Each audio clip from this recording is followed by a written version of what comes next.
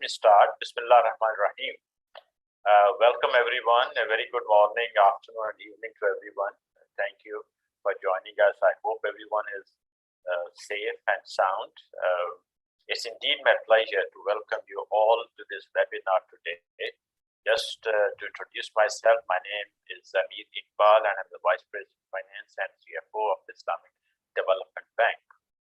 Now, this webinar is part of the series of virtual events which are leading up to our 2021 annual meetings of the bank, which will be hosted in person this year in the beautiful city of Tashkent in Uzbekistan next week, inshallah.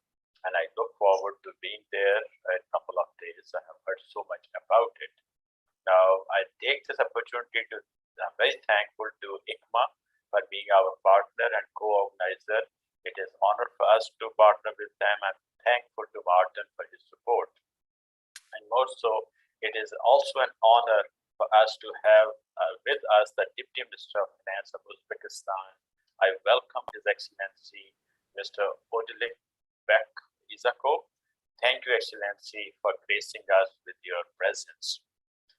As you know, the topic of today's webinar is green, social, and sustainability scope for shaping the post-COVID recovery in Islamic Development Bank member countries, which is very relevant for our stakeholders in the context of the ongoing pandemic.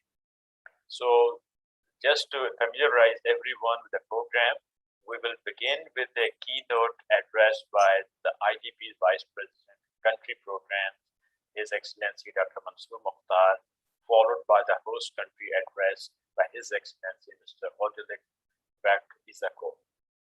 After that, I'll be making a presentation, sharing with you the bank's experience of green and sustainability scope.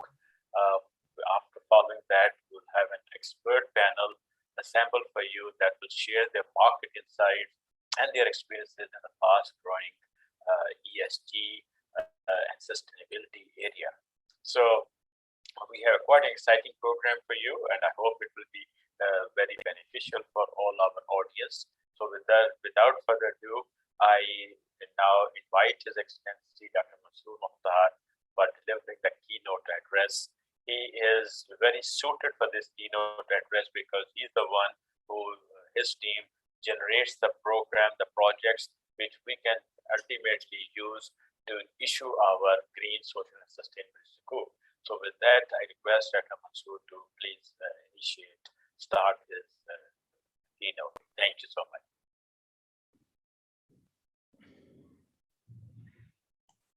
Thank you very much, VP Zamir. Bismillahir Rahmanir Rahim. Wassalatu wassalamu ala afdalil anbiya al-mursalin sayyidina wa nabiyyina Muhammad wa ala alihi wa ashabihi ajma'in. Man tabi'ahum bi ihsanan ila yawmiddin. Excellency Mr. Odilik Bek Izakov, Deputy Minister of Finance of the Republic of Uzbekistan, distinguished panelists, staff of the Islamic Development Bank Group, and sisters and brothers from all around the world, Assalamu alaikum wa rahmatullahi wa barakatuh. I hope you're all safe and sound wherever you are at this critical juncture. It is my pleasure to welcome you all to this webinar, which is part of a series of events leading up to the 2021 annual meetings of the ISDB Group Board of Governors in the beautiful city of Tashkent on 3rd of September, inshallah. Today's webinar, which is focused on the role of green, social, and sustainability sukuk for shaping post-COVID recovery in ISDB member countries, is a very topical event, considering the urgent need to find innovative financing solutions that can complement the road to rapid recovery from the COVID-19 pandemic. The pandemic has disrupted life as we know it and has left a severe impact on our member countries on every front, be it health, education, or the economy. And this has brought up new kinds of challenges that have never before been faced by the world on this scale. These daunting challenges can only be tackled through rethinking our approaches and via creating innovative solutions. The globally coordinated approach of the United Nations Sustainable Development Goals 2013 was a highly commendable initiative, which provided one common framework to pursue a better planet for all. However, this decade, which was supposedly the decade of action for the SDGs, has commenced with a pandemic, which has cut short almost all the progress made since 2015, when the SDGs were endorsed. As part of the global community of multilateral development banks, we at the Islamic Development Bank Group also fully endorse the SDGs and streamline them into our overall strategy, policies, as well as operational modalities. On the funding side, I'm sorry, VP Mansoor, to interrupt. Yeah. May I, as apparently nobody can see you, do you mind turning your camera on? My camera is on. No, but we cannot see you, and there's something maybe in your setting or something. Sorry for the interruption. Yeah. Okay, now we see. Okay now? Yes, very clear, very loud and okay. Thank you. I was wondering also. I was wondering. Sure, please. Thanks for pointing that out to me. So I'll resume my. You read the funding. Yes, indeed. Thank you. As part of the global community of multilateral development banks, we at the Islamic Development Bank Group also fully endorsed the SDGs and streamlined them into our overall strategy, policies, as well as operational modalities. On the funding side, this led to the creation of our groundbreaking sustainable finance framework in 2019, which enabled us to tap into new investor bases, such as those focusing on environment, social governance, ESG, and socially responsible investments, or the SRI universe. The framework was created in line with the globally accepted green bonds standard, social bond standard, and sustainability bond guidelines, which were developed by the International Capital Market Association, ICMA. ICMA is also the co-organizer and our partner of this event, for which we're thankful. I'm very pleased to see that the Chief Executive of ICMA, Mr. Martin Sheikh, is here today with us as part of the expert panel. Welcome, Mr. Sheikh. Under a sustainable finance framework, ISDB has successfully issued a green Sukuk, a COVID-19 sustainability Sukuk, and a bespoke sustainability Sukuk, together totaling $5.1 billion to date. With these pioneering issuances, we have successfully provided a platform to all kinds of global investors to achieve climate-related targets as well as social impact on the ground, while making attractive returns on their investments at the same time. The proceeds from these Sukuk issuances are specifically earmarked for and allocated to green and social development projects in ISDB member countries, in line with the guidelines of the Sustainable Finance Framework.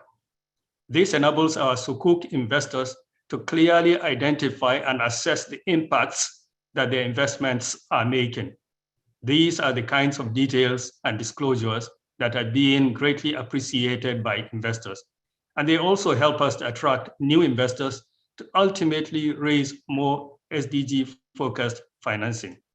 In the context of COVID-19, I would like to share the fact that the proceeds of the COVID-19 sustainability Sukuk are exclusively deployed towards projects for emergency health interventions, as well as supporting the small and medium enterprises in our member countries to help them fight the immediate impact of the pandemic, in addition to sustaining their economies and avoiding the destruction of jobs in the medium term. ISDB is a AAA rated institution to issue these ISDB is the first AAA rated institution to issue these innovative financial instruments in Islamic capital markets. And we are proud to have demonstrated their successes in the global capital markets, as well as the Islamic financial industry. The success of our Sukuk issuances and the increasing investor confidence has reinforced our belief that ethical values, which underpin the Islamic financial system, are in full harmony with the SDGs, and that Islamic capital markets instruments can play a greater role in the road to recovery of our member countries. And ladies and gentlemen, the impact of the pandemic has been multifold, and this can only be countered with innovative financial instruments such as the green and sustainability Sukuk, playing an integral role as alternate asset classes along with traditional development finance. I call upon all market players as well as ISDB member countries to pursue and promote these instruments and continue to innovate in search of better and more effective alternatives. I assure you that the ISDB continues to stand ready to be a partner that you can count on. Once again, I would like to thank His Excellency, Mr. Odilbek Iksakov, Deputy Minister of Finance of the Republic of Uzbekistan, for gracing us with his valuable presence. I also convey my words of appreciation to all the distinguished panelists and audience for participating here today. I would also like to thank our Treasury Department and ICMA together for co-organizing this important webinar, and I wish you all a productive session ahead. Thank you.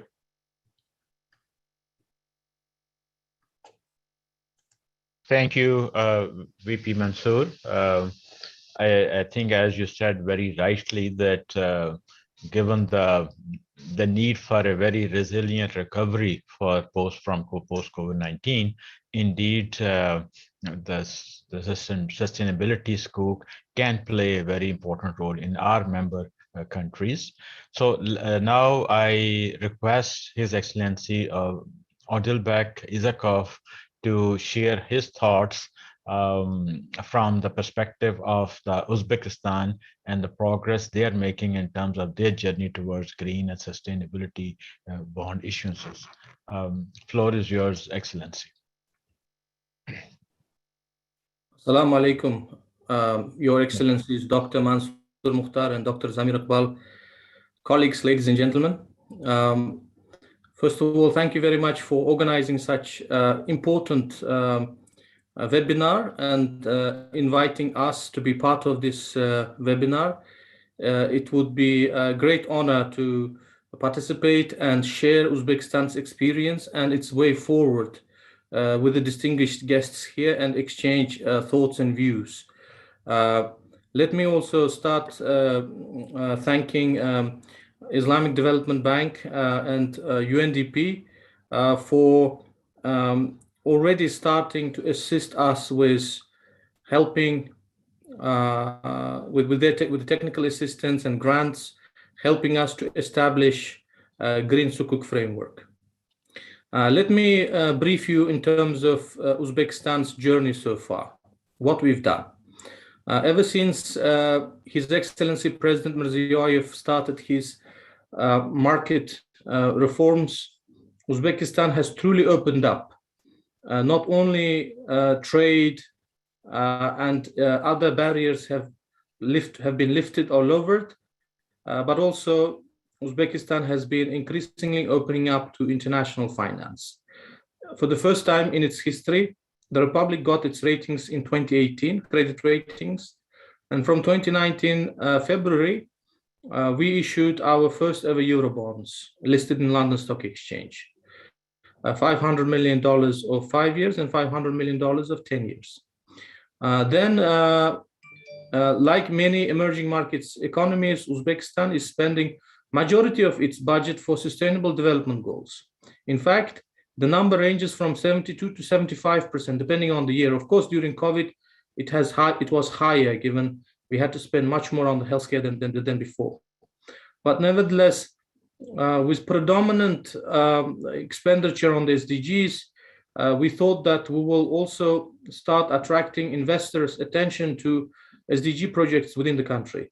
With this purpose, we issued our first ever Uzbek Sum denominated Eurobonds in November 2020, 2 trillion Sums. This was $200 million, so-called development finance bonds, which aimed to to fund several sustainable development projects, including schools and hospitals and drinking water, sewage pipelines, providing assistance, financial assistance to women or families in difficult situations, and so on. This has been a key stepping stone for us to actually do the full-fledged ICMA standard SDG bonds in July 2021. Very recently, months and a half ago, we issued 2.5 trillion sums of SDG bonds. This was very much successfully received by the investor community. We were very pleased with the result. Investors have become very comfortable with Uzbek credit risk, our currency risk, as well as they were happy with the progress we've been making so far on economic reforms and on the way we are disclosing and offering this opportunity for global investors to participate in our SDG projects. And of course, UNDP's assistance in this journey has been very important to us, and therefore we have created project implementation unit together with UNDP so that any SDG projects within bond issuances, we will monitor together with UNDP, ensure that any impact monitoring, any reporting will be compliant with what we have promised investors and the global community to do. So this is going to be a joint effort, and also to help us, the Republic, to build capacity in terms of financing SDG. Now, Green Sukuk, or potentially even SDG Sukuk. This is the third step in our journey, and a very important step because it ties Uzbekistan with important financial center, Islamic finance centers. We've already started murabaha loans or other types of Islamic funding, with the help of Islamic Development Bank and also Islamic Trade Finance Bank, ITFC. But this is not fully fledged. We still have quite a lot to do in terms of enabling our legislation to be able to issue Sukuk bonds, whether it's a conventional Sukuk, Green Sukuk, SDG Sukuk, or any other Sukuk format. And therefore, as I mentioned earlier, we highly technical assistance in this regard. Pre-feasibility study was conducted, and recommendation and steps towards introduction and use of Green Sukuk in Uzbekistan already been recommended. Now we have announced a tender for attracting additional consultants, development of legal and regulatory firm, and also development of national Green Sukuk framework in Uzbekistan. So this is going to be a very, very important project. I'm personally interested in this project, given not just given its importance, but given this will be sort of a logical next step for Uzbekistan to diversify its investor base, get closer to Islamic investor base, which at the moment are not participating in any of our projects, let alone SDG projects. And that's why, given the importance of this, and of course, we are open to learn from the experience of other countries. I know Indonesia issued its Green Sukuk about several years ago. At that time, I was working for a bank, and my bank did the issuance, helped with the transaction back then. So we very much hope to learn from the experience of Indonesia and other Islamic Development Bank member countries to make sure that our transaction will be received with similar success as other countries. With this, I would like to thank again for inviting me to this very important webinar, and we look forward to working with yourselves much more closely in the next coming weeks and months. But also, I look forward to welcoming you all, or most of you who are traveling to Tashkent, as I will be in Tashkent next week as well, before the start of Islamic Development Bank's annual general meeting. Thank you so much. Thank you so much, Excellency. It's indeed very impressive progress which you have made onto this journey. I'm very pleased that you have already developed your SDG financing framework, and you're working with UNDP, and you have ambitious plans to develop the Islamic Finance Center. And we wish you the best, and we look forward to seeing you in Tashkent, inshallah, next week. So thank you again for gracing the occasion and giving us your time from a very, very busy schedule. So let's move to the next one, which I would like to maybe share with you, with everyone, with our audience, our journey on the sustainability and the green sukuk which we have done. Maybe it will be beneficial for the other institutions and the countries who may be benefiting, who may be kind of have aspired to get into this market. So could I please request Brother Mohsen to share the screen, please?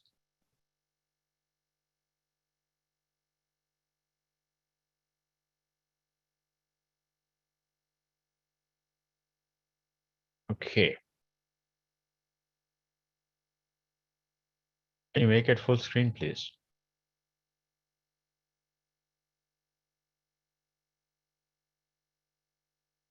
Okay, thank you so much. So again, I will just kind of go over very quickly about the look at the market, how it has evolved in the last couple of years. This chart is very interesting because it shows you that till 2015, when the SDGs were actually officially launched, the space in terms of green social sustainability or sustainability bonds was very, very limited in terms of their capital markets. But however, as the SDGs were started in 2015, immediately you see the emergence of the rapid development of this market. At the same time, a very interesting trend which comes out that in 2019 to 2020, there's a big difference. And the only difference one can explain is, unfortunately, the COVID pandemic. Because of that, suddenly there's much more realization of that financing has to link to a resilient and green recovery, and we need to be paying more attention to sustainability so that we can in the long run avoid any of these other pandemics in the future. So the trend is very clear that the share of the green social and sustainability is increasing. Now within that, you'll see the trend that although the green sukuk is growing as usual, but the other ones, which are social bonds, the sustainability bonds, they are growing. One of the reasons is that the green bonds tend to be a bit more constraining, that you only have to deal with very narrow focus of what projects could be financed under green bond. Wherever when you talk about social or sustainability, you have much wider range, and which gives a much more flexibility to the institution like us or the other MDBs, where basically we do most of our work is sustainable. So therefore, you do see that now the trend is changing, and you see a much more bigger market share of the social bonds and sustainability bonds. Next, please. Now, I'm sure that our audience must have heard so many of different terminologies, but very quickly, just to for the like in the initial when the market was growing up, it started out with the green. A World Bank came up with a green bond in 2008, I believe. But then green bond is the one, or green sukuk. I'm using them interchangeably. That basically they're the one who will focus mostly on the green projects or climate change consideration. When we talk about social bond, the idea is that social bond are very focused to the certain social sectors, including healthcare, poverty, and education, and all 100% proceeds are used for such projects. Now, there's other term which is called another type of bond, which is social impact bond. The difference in social impact bond is that social impact bond are result based, which means the investor will put an incentive investors give incentive to the borrower that if you perform well, that the payout might be maybe beneficial for you. So there's incentive system built in, depending on the results. Then you have sustainability sukuk, which is basically a cross between green and social, because you can pool these green and social projects together. Now, the new trend is a transition bond, given that the challenge of climate change is such a huge that it's going to touch every aspect of the business and the society. So anything which you need to transform, and anything you need to actually adopt anything to this new reality, then you are basically terming them as a transition bond, and there's quite a bit appeal for that in the market. So please go ahead. Now, I think just for the benefit of those probably who do not kind of familiar with the Sukuk market, Sukuk is a fixed income security. It is kind of a senior unsecured debt obligation, because that requires some assets to be included in the pool.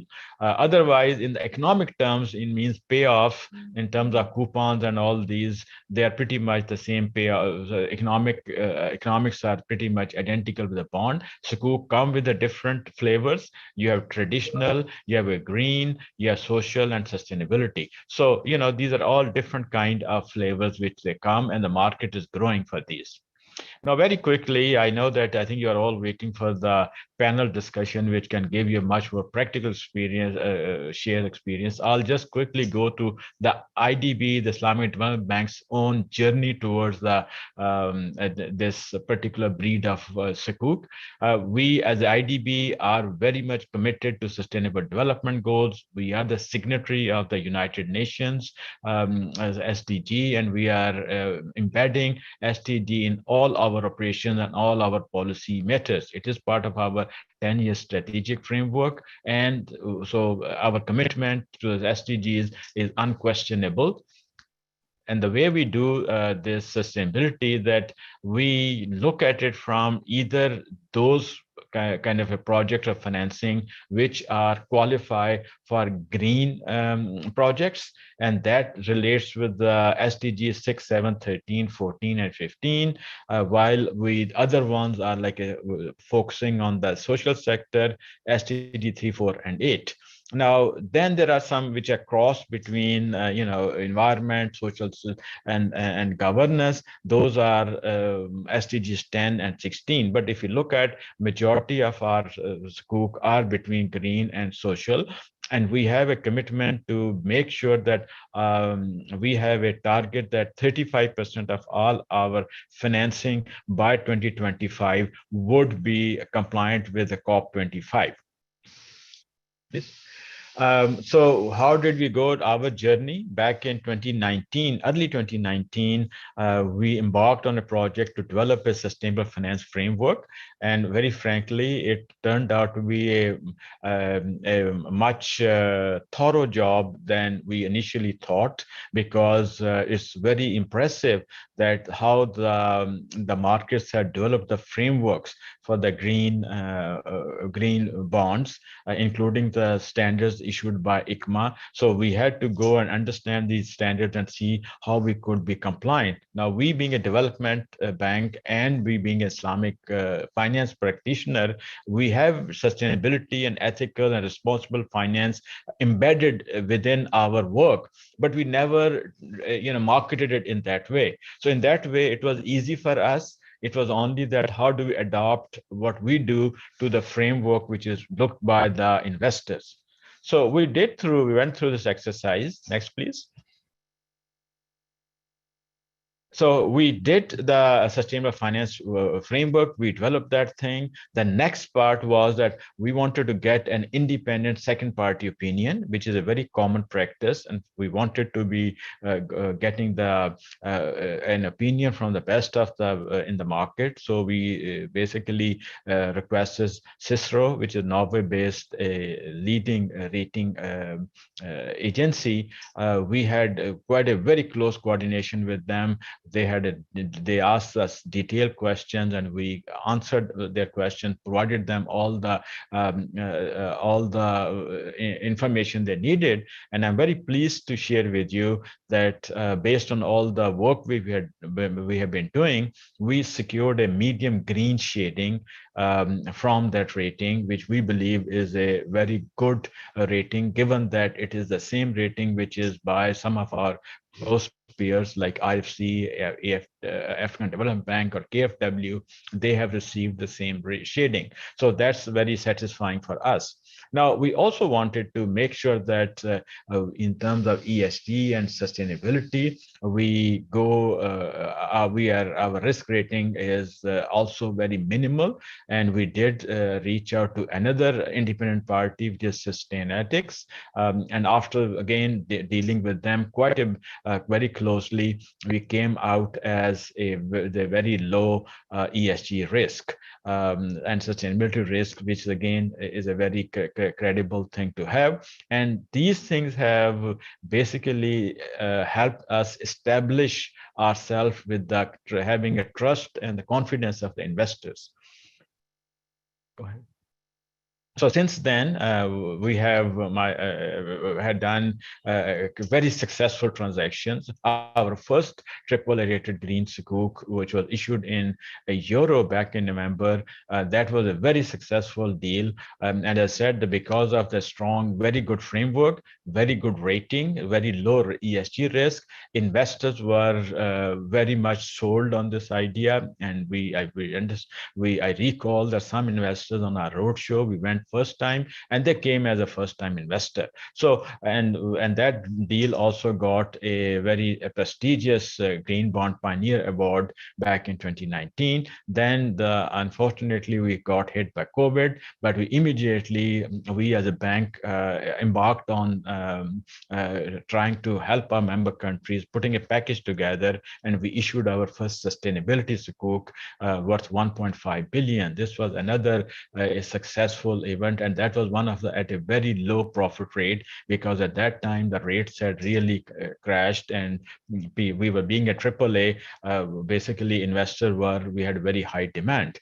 And we continued that journey till this year, March, when we had one of the largest sustainability Sukuk, which is 2.5 billion. And that basically idea was that 10% of those will go to the green, and the rest 90 will go to the social development. And most of that will also be focusing on the COVID-19 recovery or so.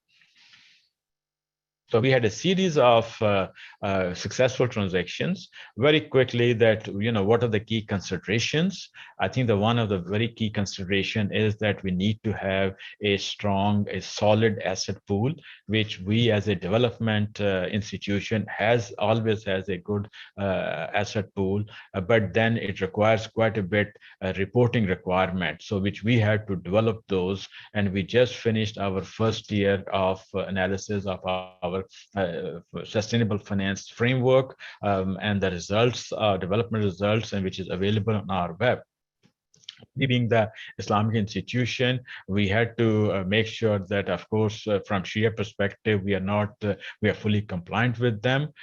We also need to make sure that we are very transparent in our reporting, and make sure that we explicitly, clearly indicate what our performance and impact has been in terms of the development.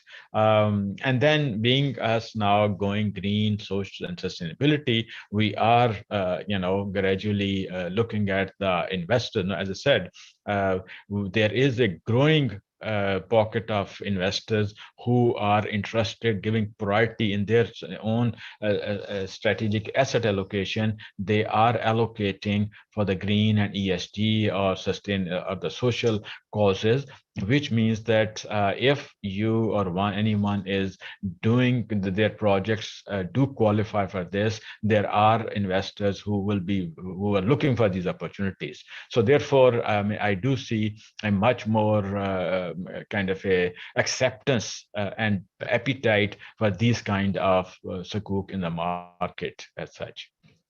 Now, I thought I'll just share with you what are the potentials in this market and what are the key challenges. Now, as I said, the investor base is increasing, and because the key message of all the development stakeholders is that the post-COVID-19 recovery has to be resilient and green. How do we make it green, resilient, sustainable, and green? Which means that we need to finance such projects which make economies resilient and sustainable. So there is a huge potential down the road that all the stakeholders who will be working on helping the developing countries and both developed and developing countries recover from COVID-19 and build further the recover the economies, they will have to keep these aspects in mind, and that is going to create more demand, which means that demand for these bonds are going to grow, and this is a new norm. This is a new reality that nobody is going to be going for a plain vanilla bond, but the investor will be giving priority to the social and green and sustainable bonds. Now, that there are many challenges, but I think the market is developing very rapidly. So one of the key, again, challenges, as you may know, that unfortunately, because of COVID-19, more than 100 million people have fallen below the extreme poverty, which means that all the achievement which was done under the Millennium Development Goal has basically little bit of setback. So therefore, given that we need to bring people out of poverty again, we need to achieve our 2030 SDGs. So these are challenges where this financing comes. And that's where probably we can see that the private sector is becoming more conscious of these development needs, and they're more receptive towards providing these kind of financing, provided there is a transparent way of showing that you are doing for your financing the projects which are doing good for the society and for the economies, and that's where we see that it's going to evolve much more in the future. Now, for those who are interested, kind of trying to develop the Sukuk, I think it's very important that there is a proper ecosystem in terms of the Islamic finance, so that the Sukuk laws and all those requirements are easily available, and so one can issue the Sukuk without going too much of hassles. So these are some of the thoughts I share with you, but overall I want to give you a very pleasant kind of our experience in this market, that in relatively short period of time, less than 2 years, we have made 3 successful transactions, and we inshallah will be coming back to the market and many more in the future. So with that, I thank you for your attention, and I will stop here. Now it is I think we have now I think time to move to the panel discussion, which is we are very fortunate to have very strong panel. For that, I would like to request Farnam, which again I should have thanked her long time ago, because she was part of our journey on Green Sukuk, and she was very helpful, very knowledgeable in this matter. So with this, I introduce that the panel will be moderated by Farnam Bidgoli, who is the head of sustainable bond and ESG solutions at HSBC, based in London, and she's looking after the Europe, Middle East, and Africa region. So it's our pleasure to have you, Farnam. Good to see you again. And with that, I look forward to a very exciting panel discussion. Over to you, Farnam. Thank you so much. Thank you so much, Dr. Samir. It's wonderful to be here today, and thank you so much for your comments on the overall market. I think you've given us a great foundation for today's discussion, and I'm so pleased on the panel that we've convened today, a true panel of experts from all different stakeholders across the green, social, and sustainability bond market. So let me first introduce the discussants for today. Firstly, we have Mr. Martin Scheck, who's the Chief Executive for the International Capital Markets Association. We also are joined by Mr. Abbas Dajurabov, the Deputy Head of the Capital Markets Development Department in the Ministry of Finance of Uzbekistan, Mrs. Dwi Yuranti, the Director of Islamic Financing for the Ministry of Finance of Indonesia, Mr. Swansheng Ouyang, the Green Bonds and ESG expert from BNP Paribas Asset Management, and Dr. Yasser Gado, the Director of the Treasury Department from ISDB. As mentioned, we can, these are true experts, so I really encourage you all to use the Q&A function on both YouTube and Zoom. We are taking questions from the audience, but I'll start maybe by first going to Mr. Martin Scheck from the International Capital Markets Association. As many of our audience today may know, the International Capital Markets Association serves as the secretariat for the green bond principles, the social bond principles, the sustainability bond guidelines, which are really the global standard for the issuance of green, social, and sustainability bonds in Sukuk, as Dr. Zamir rightfully outlined. And Martin, a common question that I get from issuers is really concern around how to be sure that they're going to be perceived kind of credibly by the market. Can you comment on what the principles really ask of issuers and also how these have evolved over the past 5-6 years since they were established? Thank you, Farnham, and good day to everybody. And thank you also to Islamic Development Bank. It's a pleasure to be here today. It's a pleasure to be organizing this with you, Dr. Zamir, and your colleagues. And we very much like the cooperation. So thank you all. Yes, thank you, Farnham. Yeah, you're absolutely right. We've been involved with the principles, as we call them, since their inception in 2014, and they have evolved throughout the period. They are dynamic and they continue to evolve.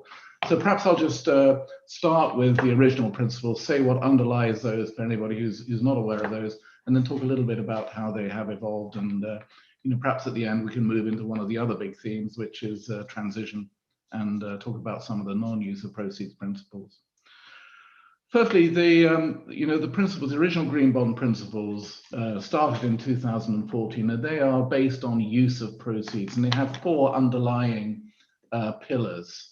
And those underlying pillars are the use of proceeds. So the proceeds of a green bond, they need to be used for the benefit of achieving environmental objectives. And if you look at the green bond principles nowadays, they have defined 5 environmental objectives, and they're sort of what you would expect. They're climate change mitigation, the climate change adaptation, biodiversity, etc. And the principles don't aim to be prescriptive as to what projects and expenditure actually qualify as green. But what they do in this use of proceeds segment is they set out 10 categories of typical projects or expenditure which would qualify. And those are, again, as you expect, there would be things like renewable energy, there'd be climate change adaptation, there'd be things like biodiversity, water and wastewater, circular economy, etc., green buildings. So these are the types of category of projects which typically would fulfill the use of proceeds, and all of the proceeds need to be applied to one of these or a number of these types of projects. Secondly, the second main point is that there needs to be a process internally for the issuing entity to actually identify and evaluate and select these projects. And that's got to be a well-defined, well thought through process. And that is non-trivial. That is something that needs to be undertaken with all of the institution on the asset side and on the through the treasury side. So it brings together all parts of the institution to try and look for that type of process for evaluation. Thirdly, of course, and it sounds obvious, the proceeds do need to go to the projects that the green bond or the green framework say that they need to go to. It's no good, saying you're issuing a green bond and then not applying the projects in the way that you have said that you will apply them. So there needs to be a process for that, and actually we recommend that proceeds management is audited. And the fourth thing, and this is perhaps the most important, is to provide a very high level of transparency. There needs to be transparency on the whole process, on how you use the bonds, on how you apply you can't apply all of the proceeds day one to a particular project. It's an ongoing process.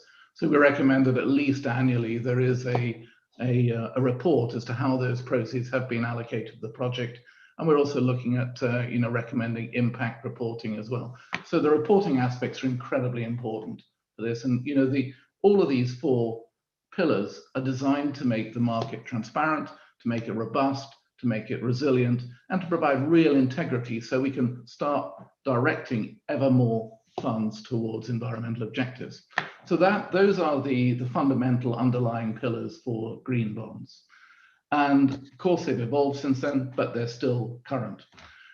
The principles evolved from 2014 onwards, and we've already heard the discussion about the next stage, which was really social bonds.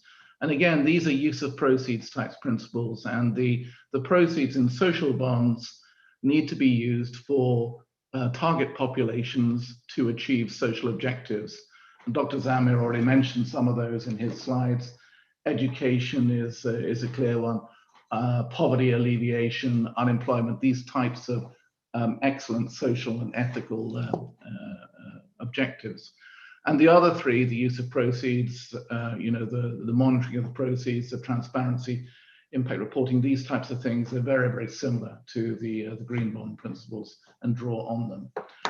And then sustainability bonds, we've chosen to define those, and there are many different definitions, but we at ICMA and at the Green Bond Principles Group have chosen to define those as bonds which where the proceeds are used for a mixture of environmental objectives and social objectives. And that brings a greater number of issuers into the net, so they don't need to have so much in each defined green project or social project, so you can put it all together. The final thing that I'll mention on this is really that there has been a move towards looking at transition. And again, Dr. Zamir mentioned this, and we released towards the back end of last year a handbook which details what a sensible transition policy, a sensible transition strategy looks like. Because although we've seen explosive growth in the green, social, and sustainability bond markets, if we're really going to make a dent and we're really going to meet the Paris Agreement objectives, we will need somehow to engage what's called the hard to abate industries. And these are people, or these are entities which are on a transition path, and we need to have a capital market mechanism to engage these types of issuers. And one structure that we've used and developed, which slightly moves away from the use of proceeds concept, is sustainability linked bond principles. And this looks at the entire entity, and it asks the entire entity to set sustainability performance targets and ambitious performance targets. That could be increasing the use of renewable energy, for example, and set KPIs around that. And then it sets a financial penalty within the bond if those KPIs are not met. So high level of transparency, ambitious sustainability performance targets, KPIs around that. And either that's been a small but growing segment of the market. And I think both use of proceeds bonds and also sustainability linked bonds are actually very helpful in helping with transition finance. So I don't know, Farnham, whether you want me to continue, whether I should stop there and leave it to others. I think maybe we'll turn to some of the issuers on the panel who have, implemented the principles in setting up either green or sustainability financing frameworks, just to better understand, from a practical perspective, what does it mean to implement these guidelines and principles? And maybe I'd like to first pass over to Mr. Abbas. I mean, obviously from His Excellency, we've heard about the decision and the execution of your first first sustainability bond and the fact that you're now looking at a green Sukuk potentially. But can you speak to us as to sort of what it meant to implement the guidelines, what steps you had to take, and how you identified projects specifically to be financed? All right, thank you very much, ladies and gentlemen, and thank you for organizing these events. And I'd like to thank all of the participants. I'd like to talk a little bit of, as my Executive Finance Minister mentioned, that we have for the first time issued social SDG bonds, and these SDG bonds usually gives us, it really gives us a great environment. SDG bond will give us a great opportunity to also attract investors who specialize in investing in SDG investments. They usually, yes, we do, as Deputy Finance Minister stated, that we have, in order to select certain projects that eligible to SDG program, we set up the framework together with UNDP, and that framework actually gives exactly guidelines on what procedure and on what areas, how we select the project and how we finance them. On the top of that, we also have a committee who will be monitoring the implementation of the use of proceeds and regularly monitoring the project and how the projects are being carried on, and efficiency of the project as well. And also on the development of the green Sukuk or Sukuk in general, as rightly mentioned earlier, we didn't have a legal framework for enabling the issuers to issue a Sukuk or green Sukuk in general.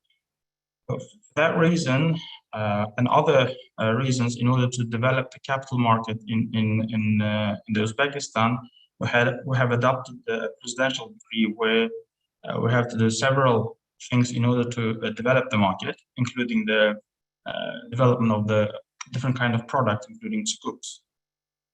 So what we have to do together with UNDP and together with ISDB is to develop the framework, that the green framework, and also we work with ISDB and also UNDP for attracting councils and assistance, especially in the regulatory environment, in order to enabling the legally, locally and internationally, allowing the issuers issue Sukuk.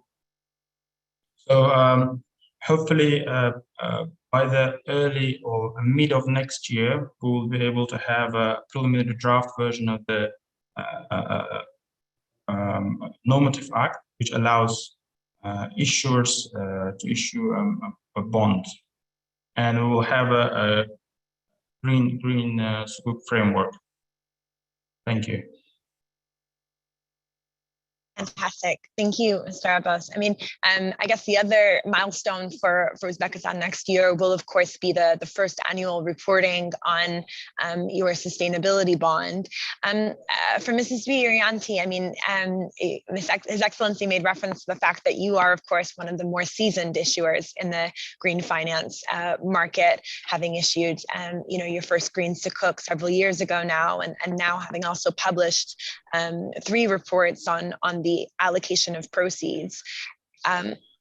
In my experience, for many issuers, the scariest part of green social or sustainability bond or Sukuk issuance is reporting. Could you comment on the process that you have in place to enable that reporting, and maybe what some of the challenges are? Yes, thank you, Farman, for the questions. Good day for everyone. Thank you for inviting me from SDP, so I can share about our experience in issuing Sukuk. Yes, Indonesia already issue 4 times in global market and 2 times in domestic market for green Sukuk.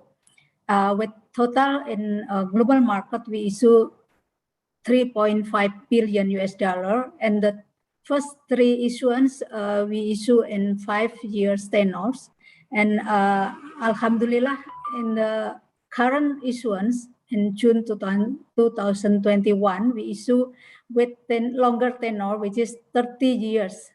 So that one is a good achievement for us actually. And inshallah, we plan to continue issue green Sukuk in the future. And Indonesia also plan to issue SDGs bond this year. And meanwhile, Indonesia has started issuing social Sukuk named Cash Wakafling Sukuk in 2020 in retail format. To answer your questions, it is definitely right that reporting is a daunting part of green Sukuk issuance.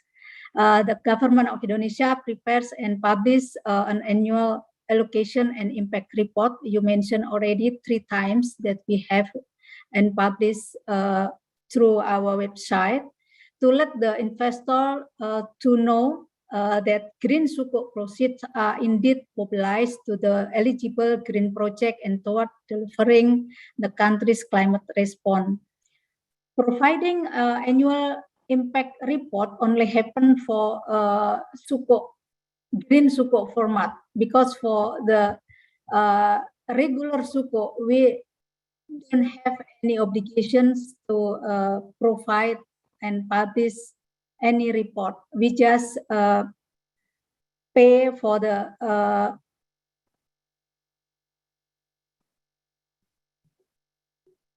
Sukuk itself on the right time. So the obligations for green Sukuk, of course, need more effort in that time.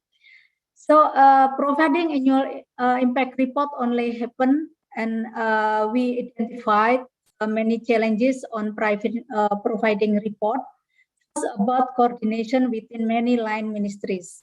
You know that government of Indonesia has a lot of green projects in many sectors.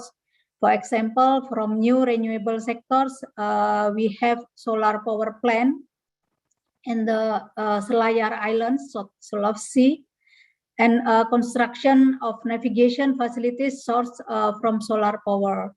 From transportation sector, we can name construction of the Jabodetabek commuter lines. That one is Nekbor area of Jakarta connection.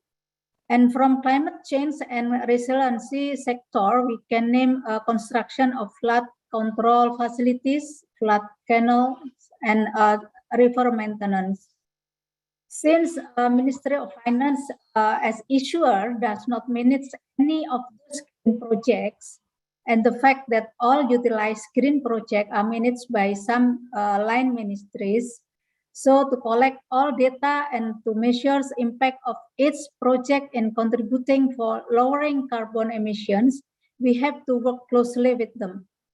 This needs high-level commitment, of course, and strong commitment for my team for the purpose of delivering proper impact report on time, and we conduct a green team. In this case, we conduct a green team consists of staff from line ministries, MOF, UNDP, and in this case, it's SBC and World Bank to make sure that we provide a proper impact report.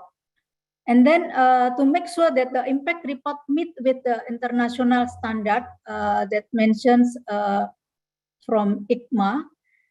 In this case, we were supported by World Bank. Then in order to convince green investor and accepted by investor, the impact report should meet with the international standard. And so far, we follow green bond principle from International Capital Market Association, or ICMA. And the third challenge that we identified is we need to deal with independent auditors. There is a hard to find independent auditor, in fact, because it has experience in a big country such as Indonesia, which utilize hundreds of projects for single issuance. Not only one or two projects, but we have hundreds of projects for each issuance. So need longer time to clarify about budget mechanism. Government of Indonesia has published 3 annual Green Sukuk report that actually already got gain assurance from KPMG for the first report, PwC for the second report, and from EY for the report on the sustainability of the Green Sukuk issuance process with the framework. The government of Indonesia is committed to transparent reporting of its climate financing. This includes the use of Green Sukuk Fund onto selected environmental project and its estimated impact. So what I share to the country who want to issue Sukuk, we identify for 3 or several aspects to be highlighted in this case. It requires commitment, leadership, and strong coordination due to the lengthy process and the many stakeholders involved. There should be a strong stakeholders coordination both between the MOF and as issuer and line ministries as project owners. And the second, it is necessary to develop indicators supporting platform for monitoring and reporting. Line ministries have not yet fully, in our case, to provide data for calculating impact in an orderly manner. You see, as I mentioned, that the owner of the project itself is not Ministry of Finance, but line ministries. So sometimes we need to get a strong commitment from them. So what we do before we start to compile the data, we conduct a high-level meeting to get the commitment from the leaders from the ministries. So after that, we follow with a technical meeting, and sometimes we also ask for World Bank and UNDP to help us conduct like what we call to give socialize about how to provide the data promptly and the importance of the impact of the report itself for our country, because we already commit to support climate change. Also, the most important in this case, we should appoint an independent auditor that's familiar with budget mechanism of the issuer. And the fourth, last but not least, engagements with development partners such as UNDP, World Bank, and also the key in provide the proper impact report and ensuring the capacity and knowledge across the entities, especially in terms of impact measurement and reporting. Absolutely. Back to you, Thank you. Partner.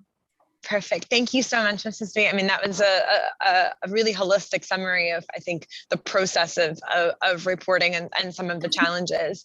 I want to maybe pass over to Dr. Yasser Gado from the Islamic Development Bank. I mean, also a very seasoned issuer at this point. And Dr. Zumair highlighted the fact that you've now issued in many different formats: green, sustainability, and COVID-19 response. Could you shed some light on the rationale behind choosing those different formats at those times, and also maybe for the benefit of the audience, how difficult was it to put into place a program that actually allowed you to do that and gave you that flexibility?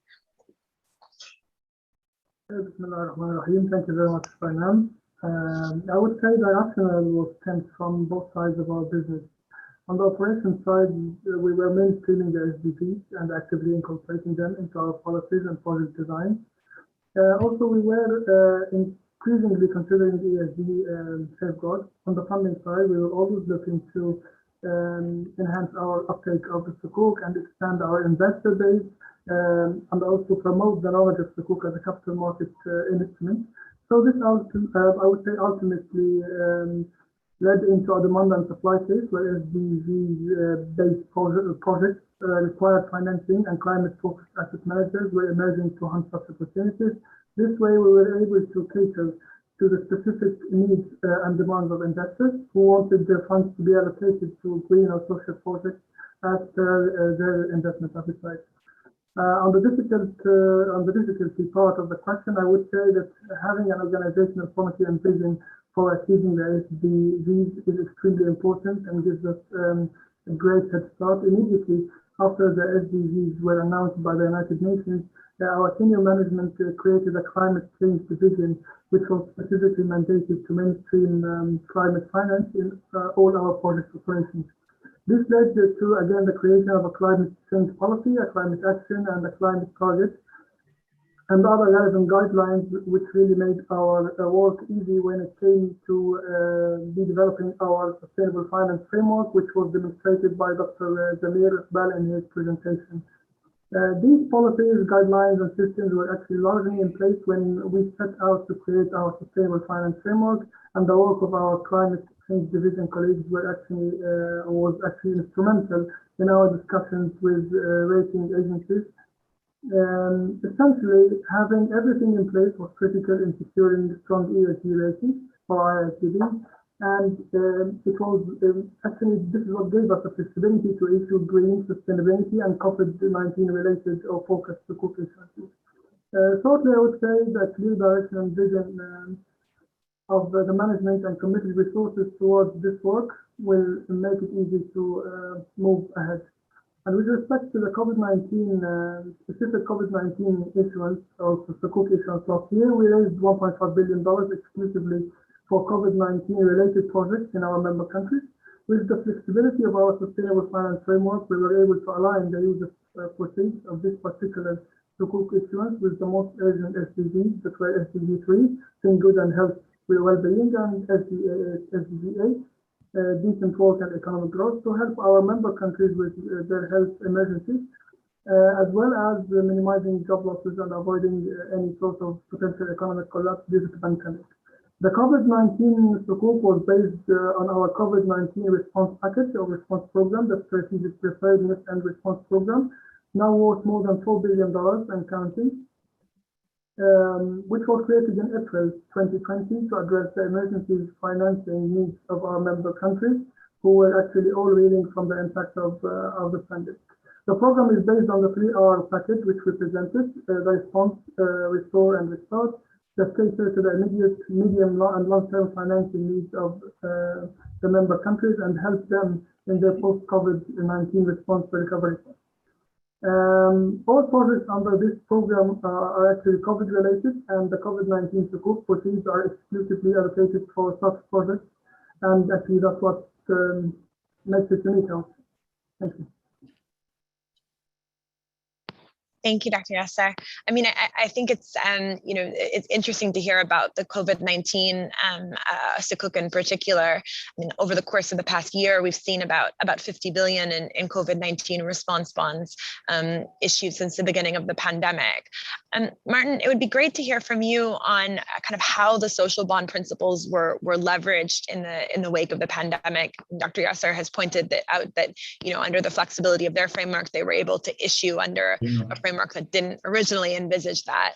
But good to hear on how the social bond market has evolved. And I might take the opportunity also to bring in one of the questions from the audience. And thank you all so much for coming in with questions. But there's been a question around migration and how that can be integrated into sustainability bonds and Sukuks or social bonds and Sukuk. How do you see the social bond principles as being flexible enough to adjust to these emerging social needs? Well, firstly, I think the social bond principles are very, very flexible indeed in being able to help assist in financing socioeconomic problems for targeted populations. So I think, migration could be defined as a targeted population, and it's definitely a social issue.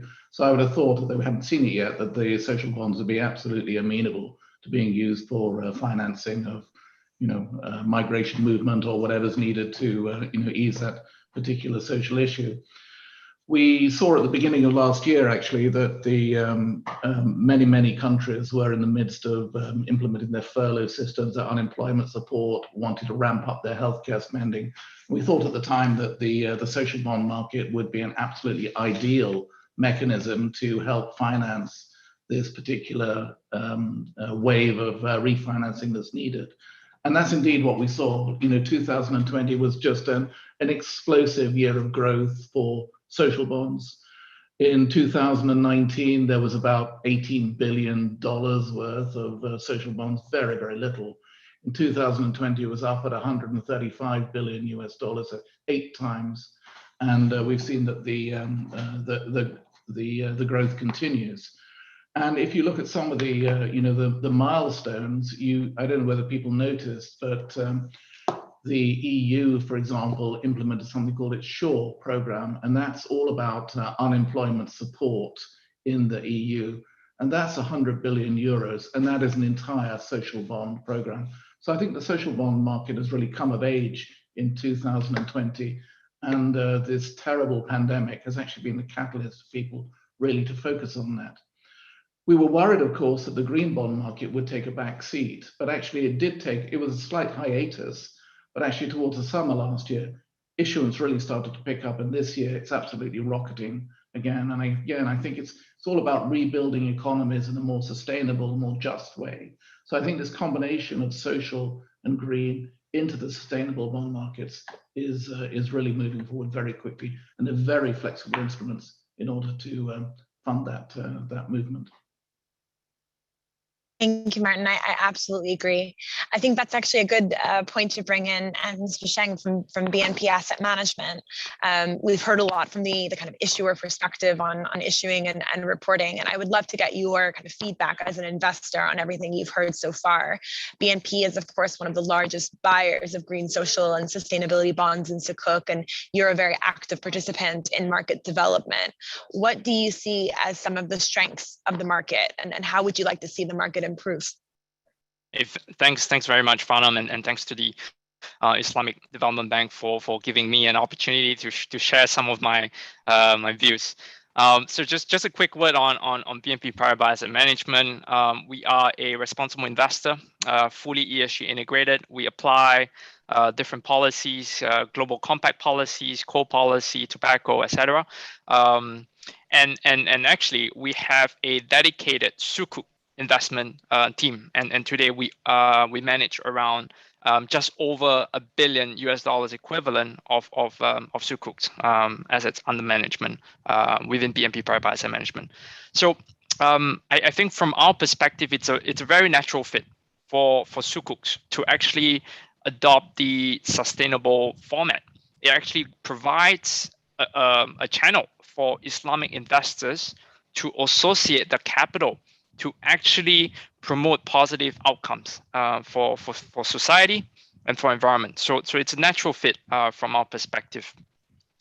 I think one of the really positive developments that we have observed, and it's something that Minister Iranti from Indonesia pointed out, is the ex post reporting, the transparency around the funded activities, the funded projects from Sukuk issuers, from green Sukuk issuers, from sustainability Sukuk issuers, that level of transparency into the funded activities.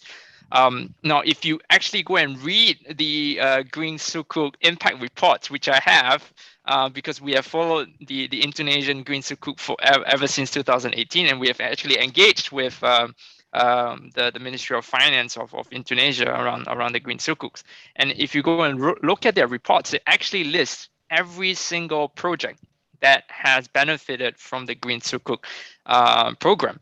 It lists what activities have been funded, the context, as well as the impact from that particular project itself. And so I think it provides a high degree of transparency for investors into what the capital of our clients actually contribute towards in improving society, in improving the environmental outcomes. Of course, it also helps other stakeholders, the local communities, NGOs, media. It helps them to understand. It helps them to contextualize what the issuers are doing. So I think that's a really positive example. I like to also provide a second example where I think the market has been doing pretty well, and it's something done by the Islamic Development Bank for their impact reporting, and that is looking, or rather asking Cicero, their second-party opinion provider, to actually comment and give an opinion on the quality of the impact report, the impact metrics.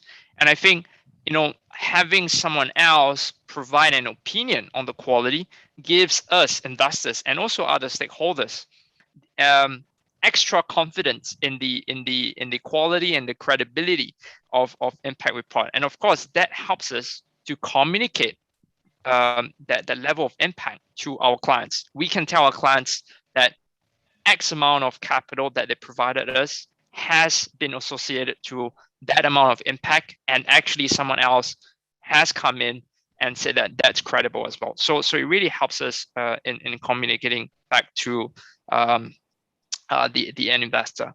So I think essentially what I'm saying is that I think the reporting quality of the sustainable bond space, the sustainable Sukuk space, is pretty positive, and in fact for us is critical. If there is none, if there is no reporting, we actually would not consider that as a sustainable Sukuk or sustainable bond, because in the end there's no transparency.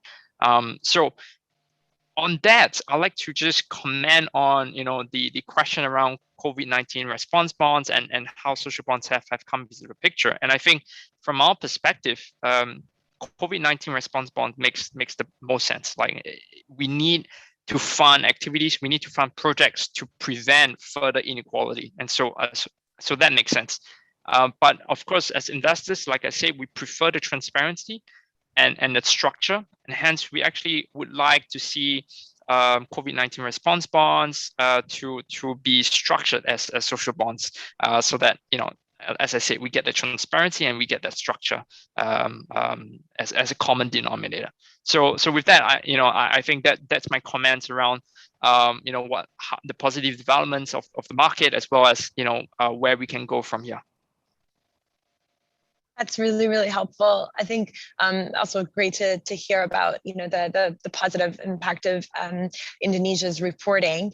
Mrs. Dwi Yanti, I would like to bring you in on to comment on one other aspect that you mentioned in your comments earlier, which is the local market issuance that you've done in the 2 local market issuances that you've done already, and I think you've also issued in the retail market. Could you comment on the domestic sustainable finance market in Indonesia and the promotion of that? Yeah, thank you, Farnam.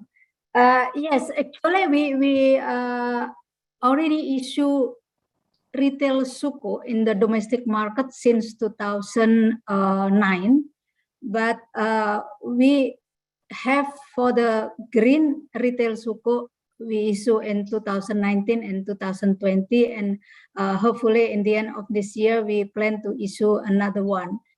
And another issuance in domestic market, we issue through auctions every 2 weeks. And the target for our issuance total, last year we issued about 363 trillion IDR.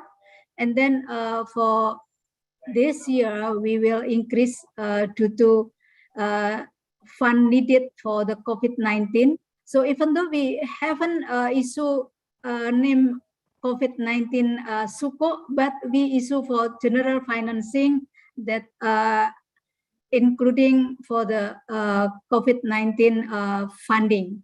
So for the retail Sukuk itself, for the green, we issue in the format of saving Sukuk, which is this series non-tradable Sukuk.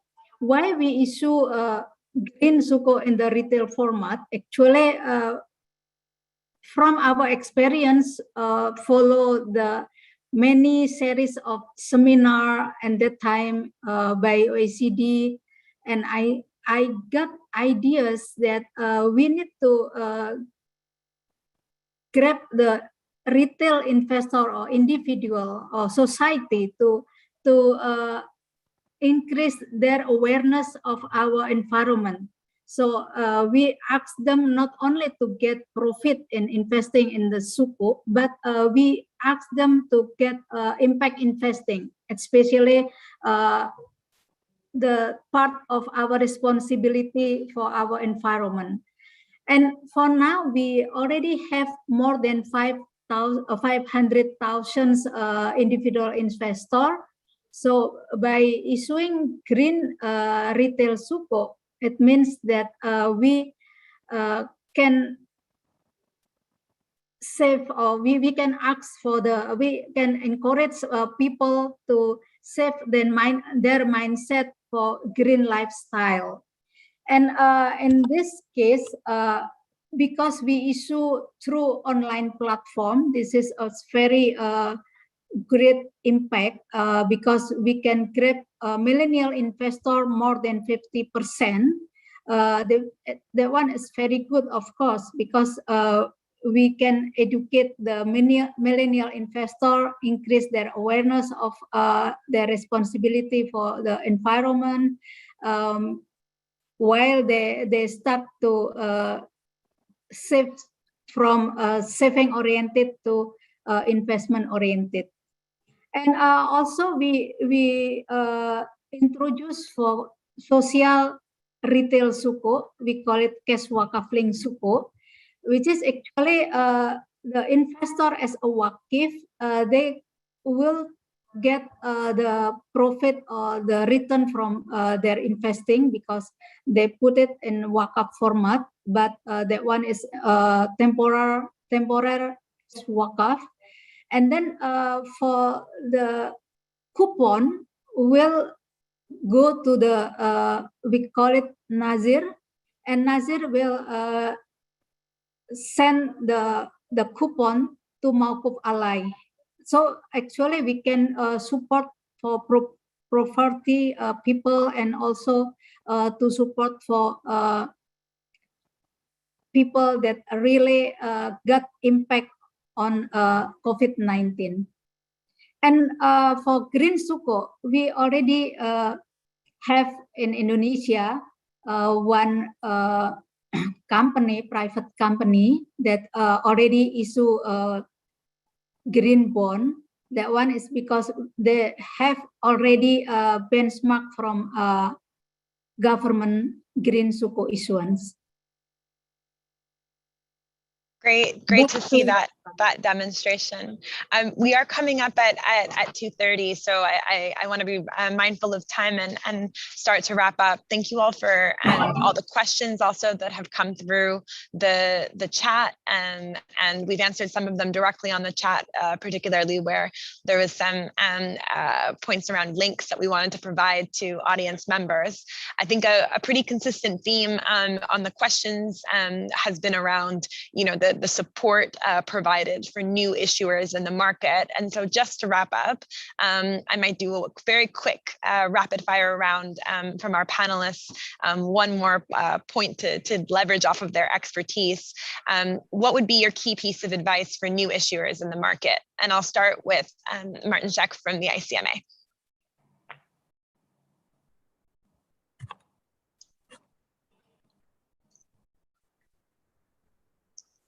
Martin? Excuse me. Okay. Can you hear me now? Excuse me.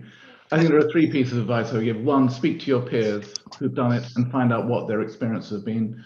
Secondly, make sure that you appoint a bank to advise you who's really got real experience in the sector. Everybody will claim it, but you can easily work out which ones have got real experience and are going to be able to help you navigate your way through creating a program. Make sure that you appoint the right external reviewers. Some are more specialized in one area than another.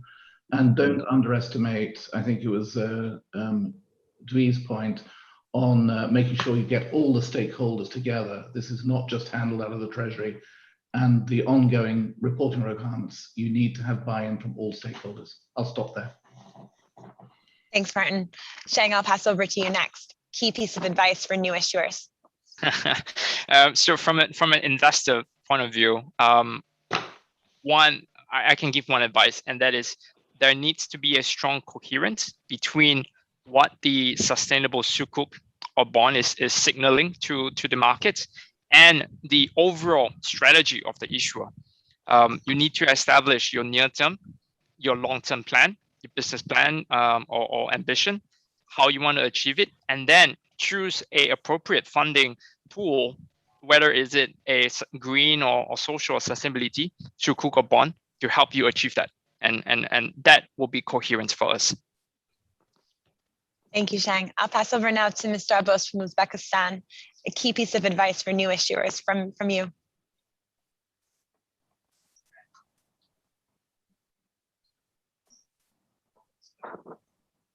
Mr. Abbas?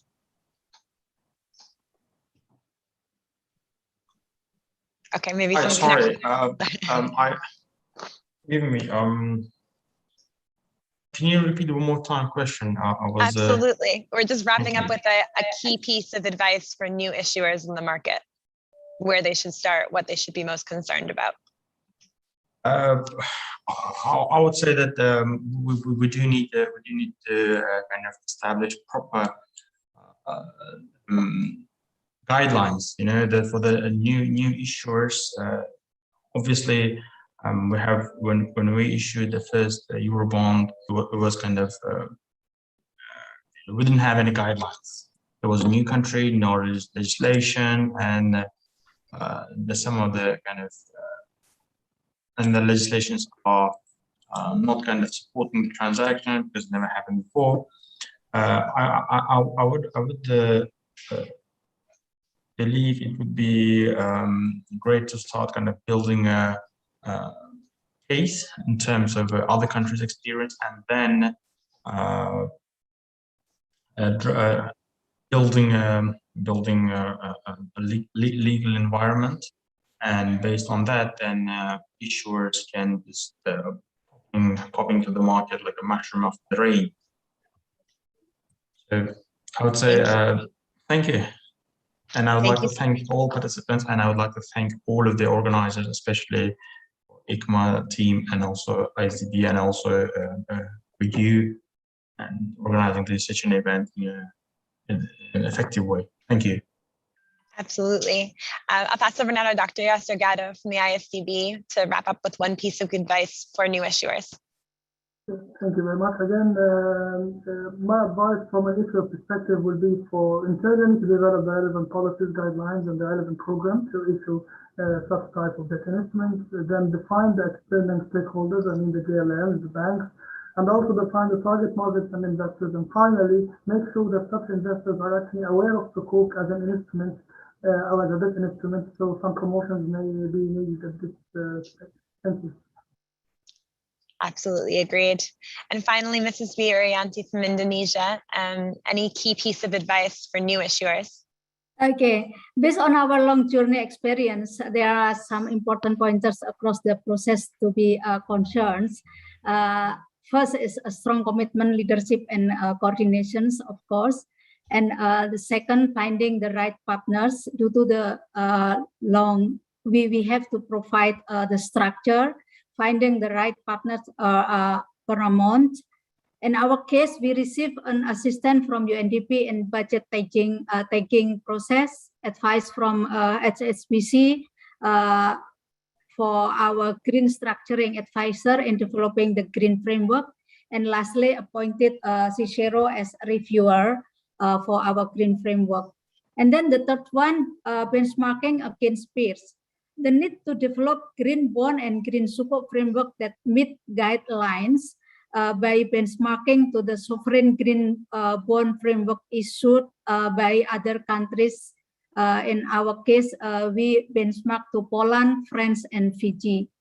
And then the fourth, intensive communication and education to investors. That's very important. We have to do roadshow and investor meeting even though for this pandemic, we can visit roadshow by virtual. We do regularly. So it's very important for communication with the investor. And lastly, continuous commitment and annual impact report as part of transparency and shows our responsibility as issuer. That's the key point, that we can continue to issue green Sukuk and accepted by investor, and will get a new green investor. Thank you, Mr. Arianti. And thank you to all of our panelists for their insights today. It's been a fantastic discussion. And thank you so much to the Islamic Development Bank for convening today's side event. I think it's been most fruitful. And thank you also to our audience for their participation and their great questions. Have a good afternoon.